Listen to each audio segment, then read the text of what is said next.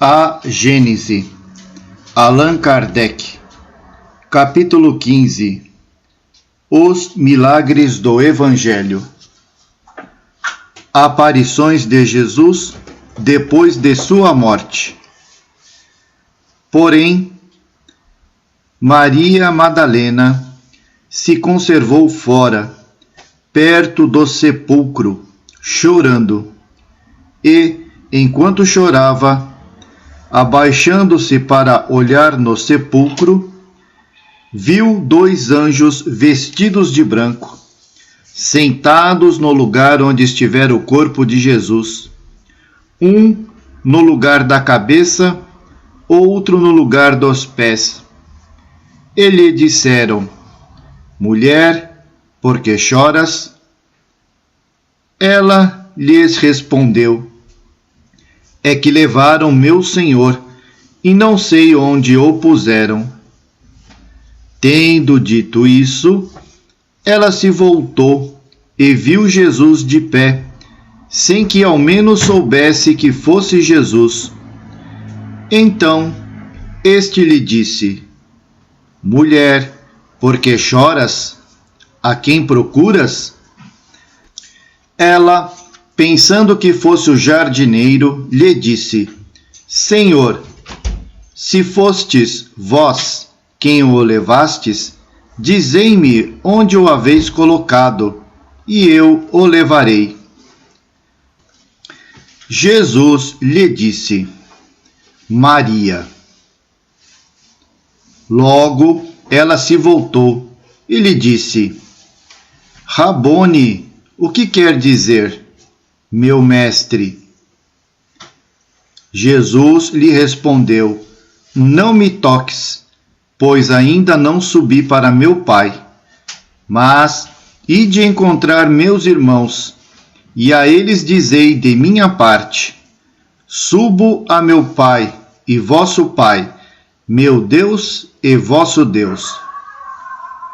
Maria Madalena veio, pois, dizer aos discípulos que ela vira o Senhor e que ele lhe havia dito tais coisas. Abre parênteses, São João, capítulo 20, versículos de 11 a 18. Fecha parênteses. Naquele mesmo dia, dois de entre eles foram a um lugar denominado Emaús, a uma distância de 60 estádios de Jerusalém, e comentavam tudo o que se passara. E sucedeu que, quando conversavam entre si, conferenciavam, o próprio Jesus veio se juntar a eles e se pôs a andar a seu lado. Seus olhos, porém, estavam tolhidos, a fim de que não o reconhecessem. E ele lhes disse: Do que conversais assim, andando, e por que é que estáis assim tão tristes? Um deles, chamado Cleófas, tomando a palavra, lhe disse: Sois vós tão estranho em Jerusalém, que não sabeis o que tem se passado nestes dias? Que foi? Perguntou ele. Responderam-lhe: A respeito de Jesus de Nazaré, que foi um poderoso profeta diante de Deus e diante de toda a gente, e acerca do modo por que os príncipes dos sacerdotes e os nossos anciãos o entregaram para ser condenado à morte e o crucificaram. Ora, nós esperávamos fosse ele quem resgatasse a Israel. No entanto, já estamos no terceiro dia depois que tais coisas se deram. É certo, algumas mulheres das que estavam conosco nos espantaram, pois que, tendo ido ao seu sepulcro, antes do romper do dia, nos vieram dizer que anjos mesmos lhes apareceram, dizendo-lhes que ele está vivo. E alguns dos nossos tendo ido também ao sepulcro, encontraram todas as coisas conforme as mulheres haviam referido. Mas, quanto a ele, não o encontraram. Disse-lhes então Jesus: ó insensatos de coração tardio, para crer em tudo quanto os profetas têm dito. Não era preciso que o Cristo sofresse todas essas coisas e que entrasse assim na sua glória? E a começar de Moisés, passando em seguida por todos os profetas, lhes explicava o que em todas as Escrituras fora dito dele. Ao aproximarem-se da povoação para onde se dirigiam, ele deu mostras do que ia mais longe. Os dois o obrigaram a deter-se, dizendo-lhe: fica conosco, que já é tarde, e o dia está em declínio. Ele entrou com os dois. Estando com eles à mesa, tomou do pão, abençoou-o e lhes deu. Abriram-se-lhes ao mesmo tempo os olhos, e ambos o reconheceram. Ele, porém, lhes desapareceu das vistas. Então disseram um ao outro: não é verdade que o nosso coração ardia dentro de nós, quando ele, pelo caminho, nos falava, explicando-nos as Escrituras? E, erguendo-se no mesmo instante, voltaram a Jerusalém e viram que os 11 apóstolos e os que continuavam com eles estavam reunidos e diziam: o Senhor em verdade ressuscitou e apareceu a Simão. Então também eles narraram o que lhes acontecera em caminho e como o tinham reconhecido ao partir o pão. Enquanto assim confabulavam, Jesus se apresentou no meio deles e lhes disse: a paz seja convosco. Sou eu, não vos assustais. Mas na perturbação e no medo de que foram tomados, eles imaginaram estar vendo um espírito. E Jesus lhes disse: por que vos turbais? Por que se elevam tantos pensamentos nos vossos corações? Olhai para as minhas mãos e para os meus pés, e reconhecei que sou eu mesmo. Tocai-me e considerai que um espírito não tem carne nem osso, como vedes que eu tenho. Dizendo isso, mostrou-lhe as mãos e os pés. Mas, como eles ainda não acreditavam, tão transportados de alegria e de admiração se achavam, disse-lhes: tendes aqui alguma coisa que se coma? Eles lhes apresentaram um pedaço de peixe assado e um favo de mel. Ele comeu diante deles, e tomando os restos, lhes deu, dizendo: eis que, estando ainda convosco, eu vos dizia que era necessário se cumprisse tudo o que de mim foi escrito na lei de Moisés, nos profetas e nos salmos. Ao mesmo tempo, lhes abriu o Espírito, a fim de que entendessem as Escrituras, e lhes disse: é assim que está escrito. E assim era que se fazia necessário sofresse o Cristo, e ressuscitasse dentre os mortos ao terceiro dia, e que se pregasse em seu nome o arrependimento e a remissão dos pecados em todas as nações, a começar por Jerusalém. Ora, vós sois testemunhas dessas coisas. Vou enviar-vos o dom de meu Pai, o qual vos foi prometido, mas, por enquanto, permanecei na cidade, até que eu vos haja revestido da força do alto. Abre parênteses, São Lucas, capítulo 24, versículos 13 a 49. Fecha parênteses. Ora, Tomé, um dos 12 apóstolos, chamado Dídimo, não se achava com eles quando Jesus lá foi visto. Os outros discípulos então lhe disseram: Vimos o Senhor. Ele, porém, lhes disse: Se eu não vir nas suas mãos as marcas dos cravos que as atravessaram, e não puser o dedo nos furos feitos pelos cravos, e minha mão na abertura do seu lado, não acreditarei. 8 dias depois, estando ainda os discípulos no mesmo lugar, e com eles Tomé, Jesus se apresentou, achando-se fechadas as portas e colocando-se no meio deles, disse-lhes: A paz seja convosco. Disse em seguida a Tomé: Põe aqui o teu dedo e olha minhas mãos. Estende também a tua mão e mete-a no meu lado, e não sejas incrédulo, mas fiel. Tomé lhe respondeu: Senhor meu e Deus meu. Jesus lhe disse: Tu creste, Tomé, porque viste. Ditosos os que creram sem ver.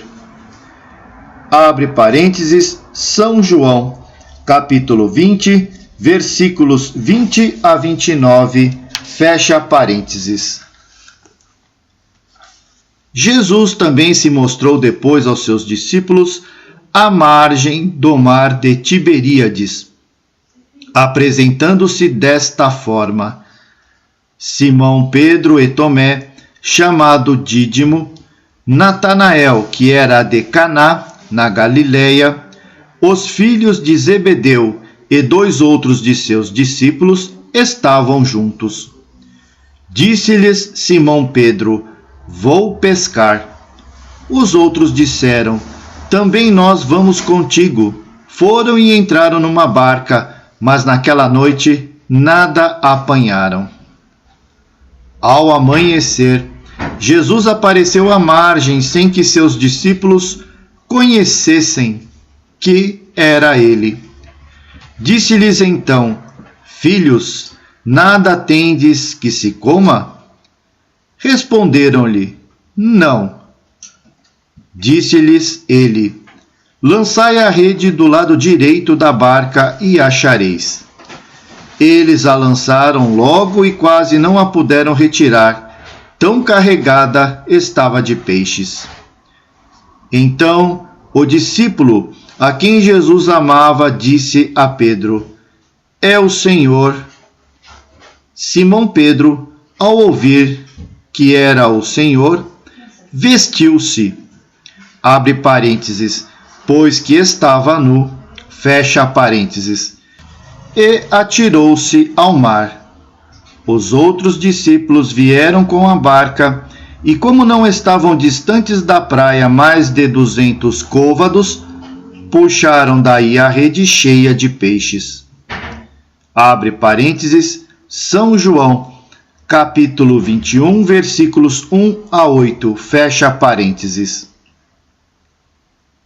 Depois disso, ele os conduziu a Betsaída, e tendo lavado as mãos, os abençoou. E tendo-os abençoado, separou-se deles e foi arrebatado ao céu. Quanto a eles, depois de o terem adorado, voltaram para Jerusalém, cheios de alegria. Estavam constantemente no templo, louvando e bendizendo a Jesus. Amém. Abre parênteses, São Lucas, capítulo 24, versículos 50 a 53. Fecha parênteses. As aparições de Jesus depois de sua morte são narradas por todos os evangelistas com detalhes circunstanciados que não permitem duvidar da realidade do fato. Aliás, elas se explicam perfeitamente pelas leis fluídicas e pelas propriedades do perispírito, e nada apresentam de anômalo com os fenômenos do mesmo gênero, dos quais a história antiga e contemporânea oferece numerosos exemplos, sem excetuar a tangibilidade. Se observam as circunstâncias que acompanharam suas diversas aparições, reconhece-se nelas todos os caracteres de um ser fluídico. Aparece inopinadamente e desaparece da mesma forma. É visto por uns e por outros sob aparência que não o fazem reconhecido, nem mesmo por seus discípulos. Mostra-se em lugares fechados, onde um corpo carnal não penetraria. Sua linguagem não tem a vivacidade de um ser corporal. Tem o tom breve e sentencioso, particular aos espíritos que se manifestam dessa maneira. Todas as suas atitudes, numa palavra, têm qualquer coisa que não é do mundo terrestre. Sua apresentação causa ao mesmo tempo surpresa e pavor. Seus discípulos, ao vê-lo, não lhe falam com a mesma liberdade, sentem que não é mais o homem. Jesus mostrou-se, pois, com seu corpo perispiritual, o que explica não ter sido visto por aqueles a quem não desejava mostrar-se. Se estivesse em seu corpo carnal, teria sido visto por todos, como quando era vivo. Desde que seus discípulos ignoravam a causa primária do fenômeno das aparições, não se apercebiam dessas particularidades, as quais provavelmente não notavam. Viam a Jesus e o tocavam, o que para eles deveria ser seu corpo ressuscitado. Ao passo que a incredulidade rejeita todos os fatos realizados por Jesus, que tenham aparência sobrenatural e os considera, sem exceção, como lendários, o Espiritismo dá à maior parte de tais fatos uma explicação natural.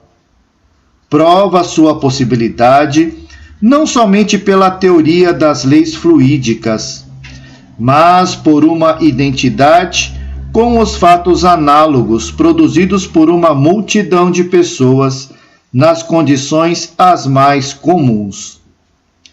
Visto que tais fatos são de alguma forma do domínio público, nada provam, em princípio, no que toca à natureza excepcional de Jesus.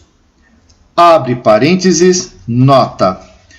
Os numerosos fatos contemporâneos de curas, aparições, possessões, dupla vista e outros, que são relatados na Revista Espírita e lembrados nas notas acima, oferecem, até nas circunstâncias de detalhe, uma analogia tão frisante com os que são relatados no Evangelho, que a semelhança dos efeitos e das causas torna-se evidente. Pergunta-se, pois, por que o mesmo fato teria hoje uma causa natural e sobrenatural antes, diabólico para alguns e divina para outros? Se tivesse sido possível colocá-los uns a par dos outros aqui, a comparação teria sido mais fácil. Porém, sua quantidade e os desenvolvimentos que a maior parte exigiria não o permitiriam. Fim da nota, fecha parênteses. O maior dos milagres de Jesus, aquele que atesta verdadeiramente sua superioridade, é a revolução que seus ensinamentos operou no mundo, apesar da exiguidade de seus meios de ação. Com efeito, Jesus, obscuro, pobre, nascido na mais humilde condição, num pequeno povo quase ignorado e sem preponderância política, artística ou literário, apenas prega durante 3 anos. Durante este curto espaço de tempo, é desatendido e perseguido por seus concidadãos, caluniado, tratado como impostor, é obrigado a fugir para não ser lapidado, é traído por um de seus apóstolos, negado por outro, abandonado por todos no momento em que cai às mãos de seus inimigos. Apenas fazia o bem, e isso não o coloca ao abrigo da malquerança, a qual voltava contra ele os próprios serviços que prestava. Condenado ao suplício reservado para os criminosos, morre ignorado do mundo, pois a história do seu tempo se cala a seu respeito. Abre parênteses, nota. O historiador judeu Joséfo é o único que dele fala, dizendo, aliás, pouca coisa. Fim da nota, fecha parênteses. Nada escreveu, e, entretanto, auxiliado por alguns homens obscuros como ele, sua palavra bastou para regenerar o mundo. Sua doutrina matou o paganismo todo-poderoso e tornou-se a bandeira da civilização. Tinha contra si tudo o que pode fazer malograr os homens, e é por isso que dizemos que o triunfo de sua doutrina é o maior de seus milagres, ao mesmo tempo que prova sua missão divina. Se, em lugar de oferecer princípios sociais e regeneradores, fundados sobre o futuro espiritual do homem, ele não tivesse a oferecer à posteridade senão alguns fatos maravilhosos, hoje mal seria conhecido pelo nome.